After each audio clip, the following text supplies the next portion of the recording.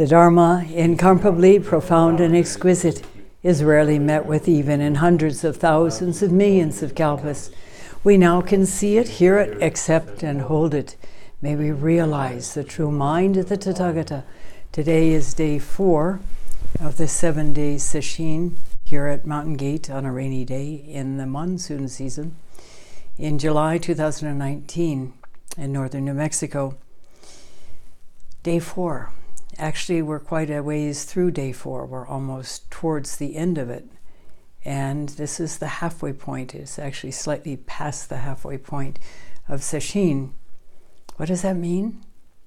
That means that the first few days you've been gearing up and gradually getting deeper. But now your potential is doubled. So take advantage of that. Don't sit back and rest. Don't plateau. Keep opening. Keep opening. Allow your awareness to expand in ever more subtle levels, fueled by that perplexity, that yearning, that need to know. And the practice will begin to come closer and closer to fruition. So today I'd like to continue sharing from the latest translation of the words of Huang Po, the Tang Dynasty Chan master, who was deeply realized.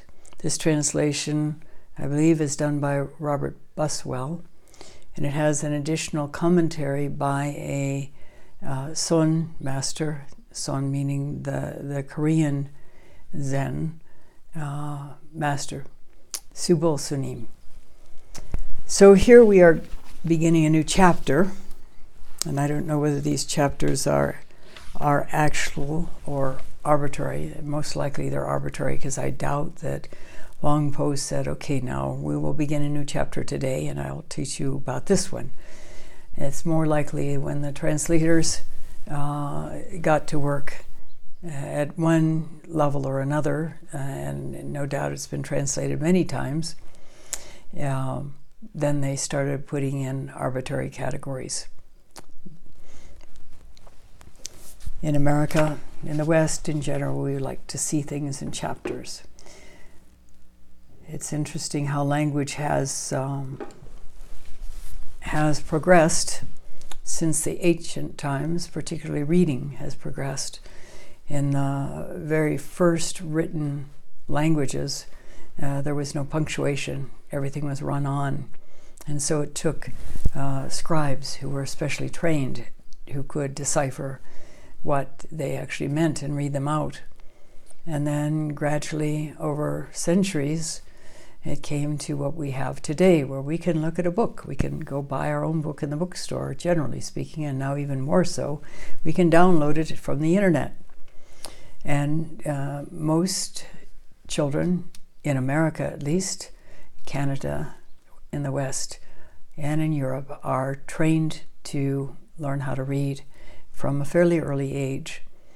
And so there's a lot of literacy in the world. In ancient China, in the Tang Dynasty and even earlier, children were taught to read when they were 3, 4 years old. And in Japan, they are taught the alphabets when they're 3 and learn how to read gradually.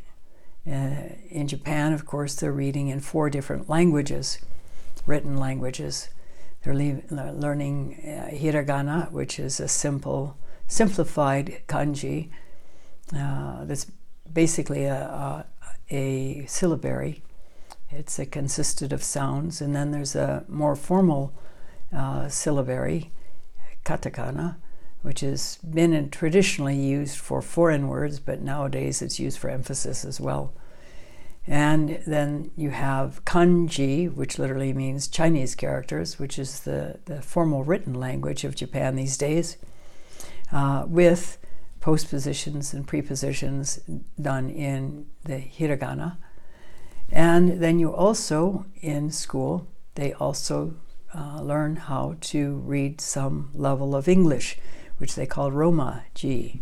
Ji meaning character, Roma means Roman characters, which is what we in the West read from.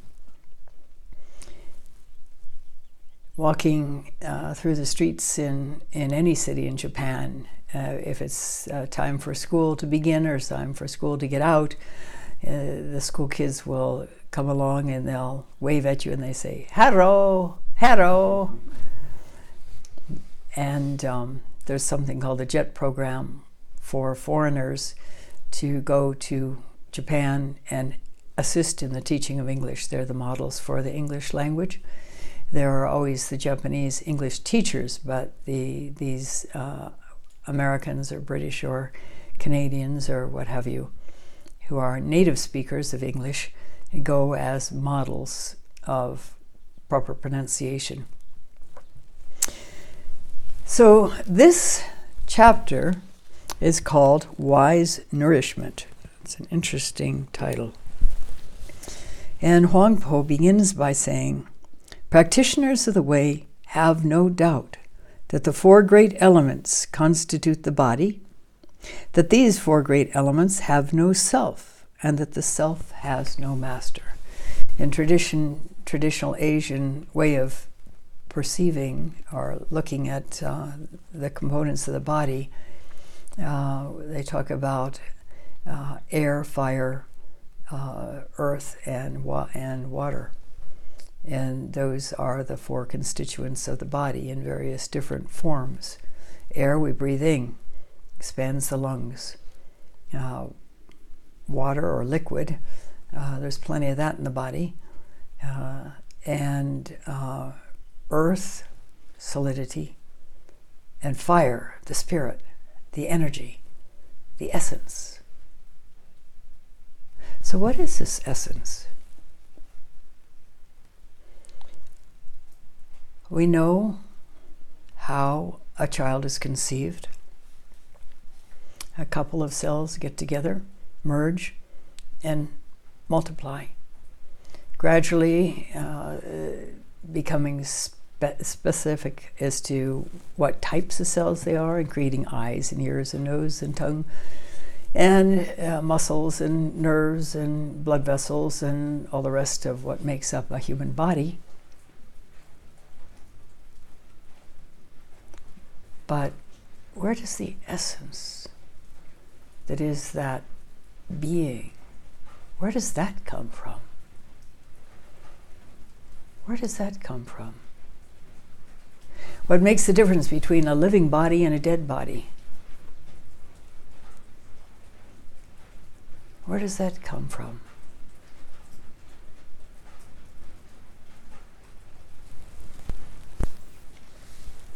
Practitioners of the way have no doubt that the four great elements constitute the body, that these four great elements have no self, and that the self has no master. Know that this body has no self and no master. The five aggregates are mind. And the five aggregates are the aggregates of clinging, which are specifically, in the earlier versions of them, form, which is the body, sensation, which is feelings perceived as a result of form, perceptions, mental formations, and consciousness. And suffering arises as a result of clinging to these as something that is real. We spoke about trauma recently, and when a person is traumatized, there's a change in the brain that allows the experience of trauma, at least the energetic experience of trauma, to be locked in physically, essentially, or at least neurologically, into the body. And it can feel like this trauma is continuing. The anxiety continues. Most people are able to sort of suppress it to a level where they can function. I know that when I finally began to open to the full extent of the terror of my childhood, I realized then that I had had that ongoing 24/7 up through and somewhat beyond as well, the time when I realized that. But I'd been able to sort of shut it down to a certain level by dissociation so that I could function through life. But function at a, 2 out of 8 cylinders perhaps, metaphorically, not really living, but going through the motions, freezing when there was another threat of danger, and there seemed to be constant threats. It feels like it's forever. It feels like it's permanent. And if we take it as permanent and take it as forever, we're clinging to it and we're caught in suffering. Of course, it's a long road to healing from experiencing constant terror as a child. Yet it can happen. And it happens through allowing oneself to feel to the degree that one can in a given moment the energy of that terror, gradually becoming able to feel more deeply that sensation, and eventually, if we keep at it, and here again, it's especially important to have some level of guidance with this.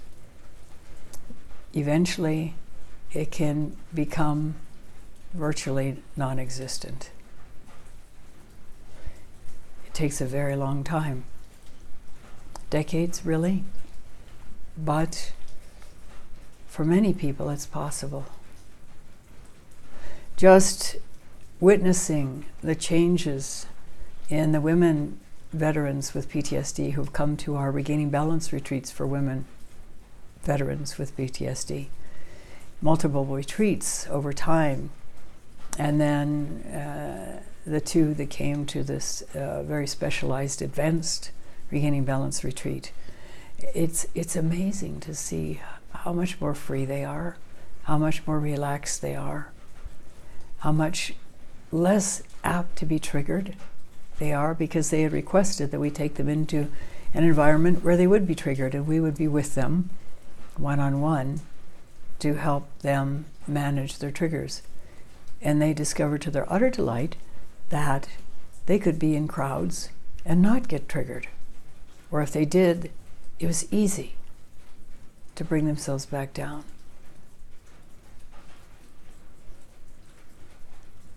These are women who have been multiply traumatized.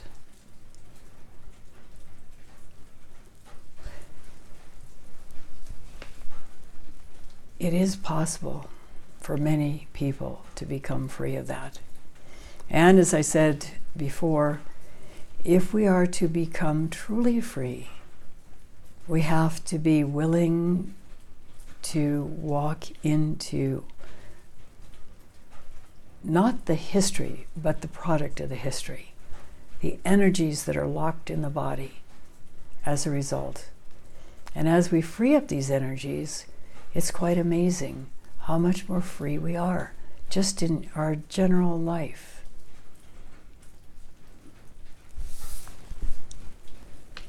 Know that this body has no self or no master.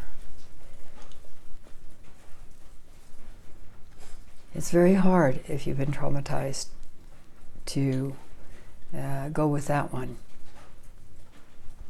There's such a strong felt need for self-protection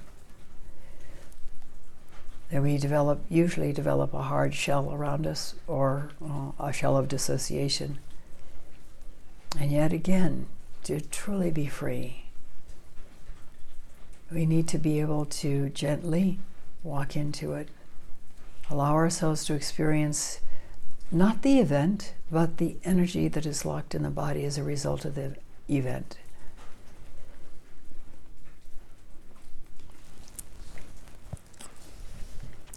Know, therefore, that this mind has no self and no master. The 6 sense bases, 6 sense objects, and 6 sense consciousnesses, that is, for example, with the eyes. The eye and what the eye sees, and what the eye makes, or what the brain makes of what the eye sees. The 6 sense bases, 6 sense objects, and 6 sense consciousness come into contact with each other and become subject to production and cessation. So this is also the case with them as well. Since these 18 elements of cognition are empty, everything is empty. There's only the original mind, which is serene and pure. Of course, we're having experiences. Of course, we can hear the rain and feel the quality of the moist air. We can see the light, not as bright as when the sun is out. We can hear the raindrops on the roof. And all of that is worth experiencing fully. And when we're not tied into thinking about it, making assumptions around it, or hiding from some memory that it reminds us of, we can experience it fully, and it is an enriching, fulfilling experience. Rainy days up here in northern New Mexico are pretty wonderful, actually, because they're relatively rare, even during the rainy season. It's amazing when we get a gentle rain like is happening now. Normally, our rainy season rain is a driving tropical style rain. One that comes down very quickly and with great force and is here and gone in 2 or 3 minutes. We laugh. We talk about our 5-drop thunderstorms here in northern New Mexico. To have rain is a miracle. To have sun is a miracle. To be able to breathe is a miracle. To be able to feel, to see, to taste, to touch, to comprehend, all these are miracles. And when we are able to be free from clinging, at least to some extent, we begin to experience them as miracles. One of the Theravadan teachers famously said to an audience, think a moment to when you really wanted to have something, and then you got it. And what a wonderful feeling it was. Oh, the joy. Why? Because in that moment, and often they are just moments, not hours or days or years or months, you are not clinging to something. You were not wanting to have something different. Not to be in a state of wanting, not to be in a state of clinging, I've got to have it this way, is really a miracle. And yet that's our fundamental beingness at work, our functioning of our true mind.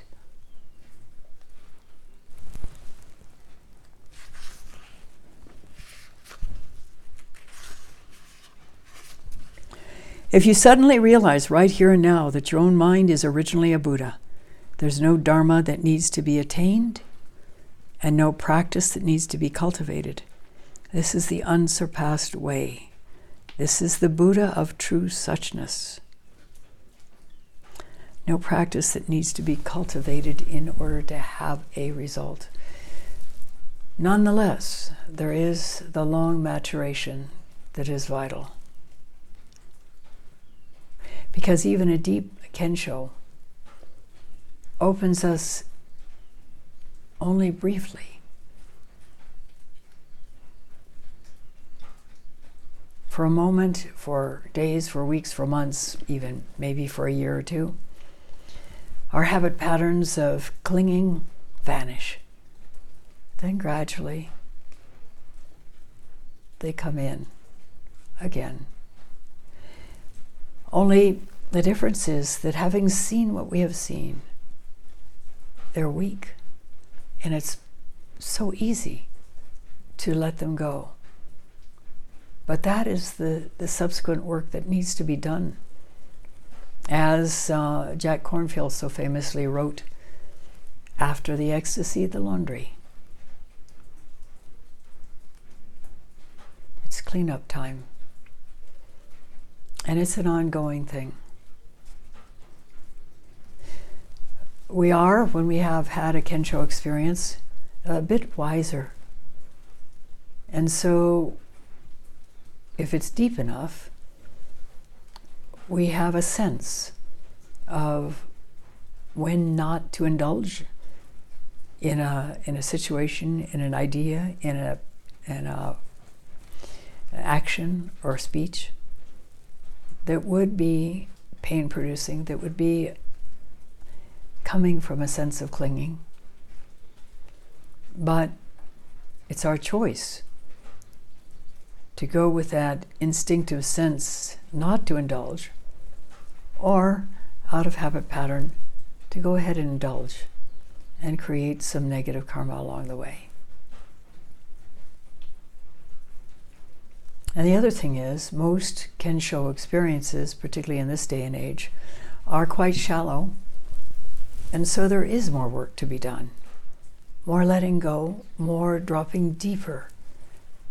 And this is why we have the whole koan system, to expand and deepen an initial insight, and hopefully to trigger further depth of insight.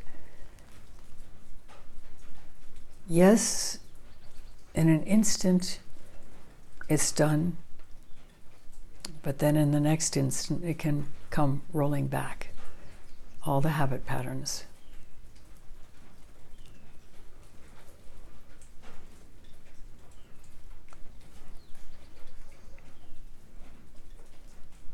Yet the work is incredible. Once we have the experience of a deep enough insight and the process beyond that, where that letting go has freed up our life in significant ways.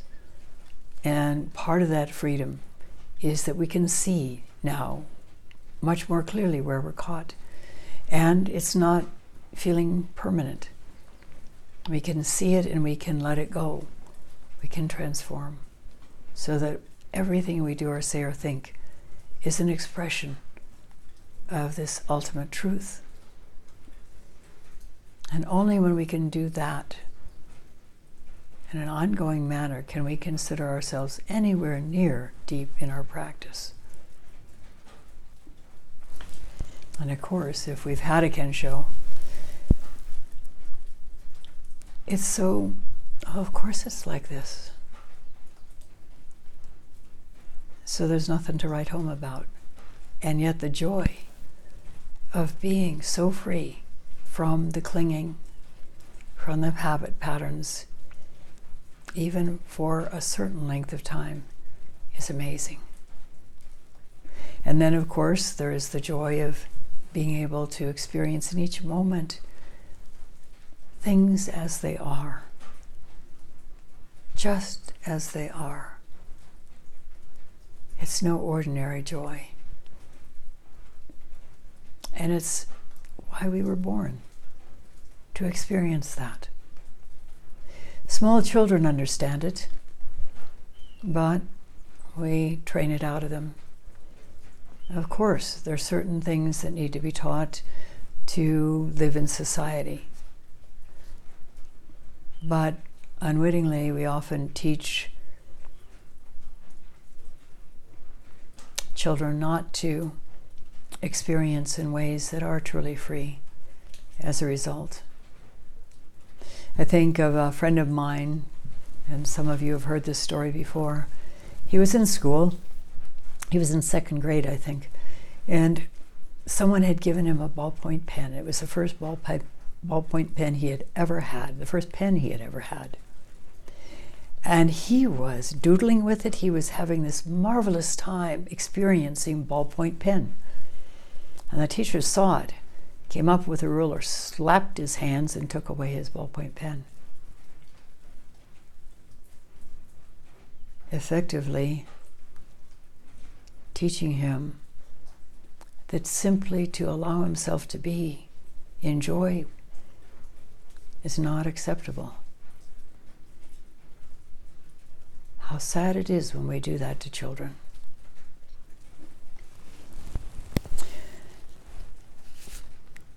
You practitioners of the way need only fear the existence of a single thought. That is what it means to become estranged from the way. Now, that requires some explanation. It's not about not thinking. It's about not being attached to thinking or attached to thoughts. We often think a thought and believe it to be reality. But thoughts come and go, and sometimes thoughts are helpful instruments. And sometimes they can become a source of joy, actually. But if we hang on to them as reality, that's where we get into trouble. Thinking is not the bad part of it. It's hanging on to thoughts and assuming that they express the absolute reality. And we all have our own ways of thinking. We have our own sense of the universe. And there's many clashes between people who have different views of the universe. I think prominently these days there is the whole fundamentalist Islamic view, ISIS view, that is extremely rigid and narrow, and yet they believe that that's the only way that is right. Other people have other views they believe is the only way that's right.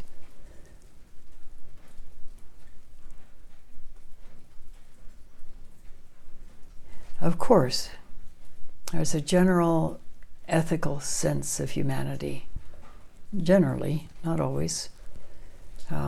Hitler had this idea that certain people with certain characteristics were not worthy of being alive and proceeded to kill them. ISIS has done something similar. It's a sad state of affairs when people get so fixed in their surety that theirs is the only right way that it creates suffering. Suffering is created regardless of whether somebody goes out and kills somebody because they don't think the way they do. We recreate our own suffering by clinging to our ideas of how we think we need to be, of how somebody else ought to be. We also suffer because we want to stay alive longer. We don't want to die early. We don't want to get sick. There are people who go to the extent of having their bodies frozen after death, and the hopes that eventually science will catch up and be able to light the fire within them and bring them back to life.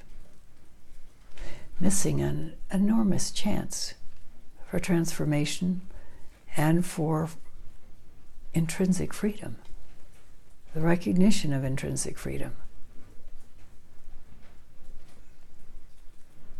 In Zen practice, we have a structure that helps us to bump into things.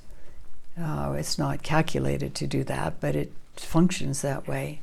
We have a schedule. We're expected to be in the zendo at certain times and stay in the zendo at certain times and not move during the formal sittings, and so on and so forth. We're expected to eat what is provided, or if we don't want to do that enough, then we just don't have anything else to eat, and so on and so forth. It's an exercise in living in a structure that helps us realize how attached we are to how we want things to be for us. And being attached to how we want things to be for us is a recipe for suffering. Not only for ourselves, but for creating suffering for others. And yet there is this intrinsic freedom within us that could be recognized, that can be recognized. And already on day 4, you've moved deeper into opening to that intrinsic level. It makes all the difference in the world. And lastly, if you practitioners of the way wish to attain Buddhahood, you need not study any teachings of the Buddha. You need only learn to be free from seeking and clinging.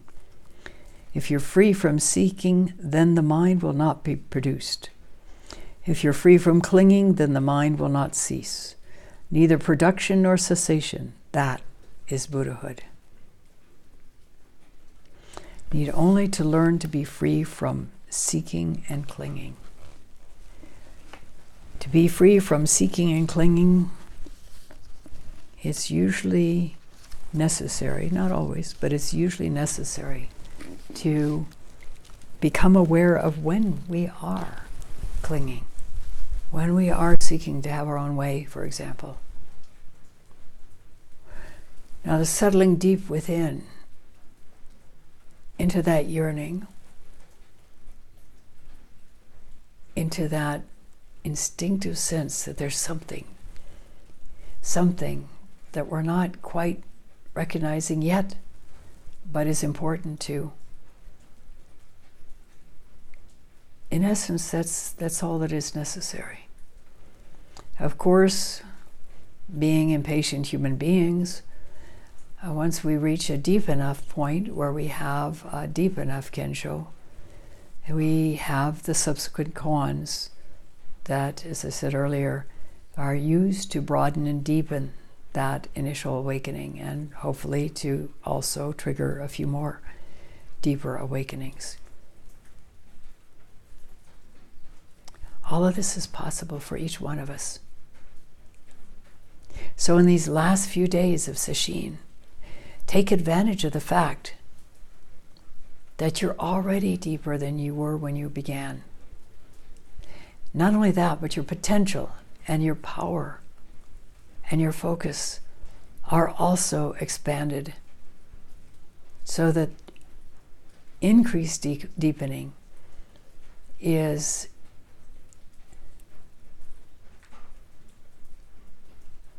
more easily reached.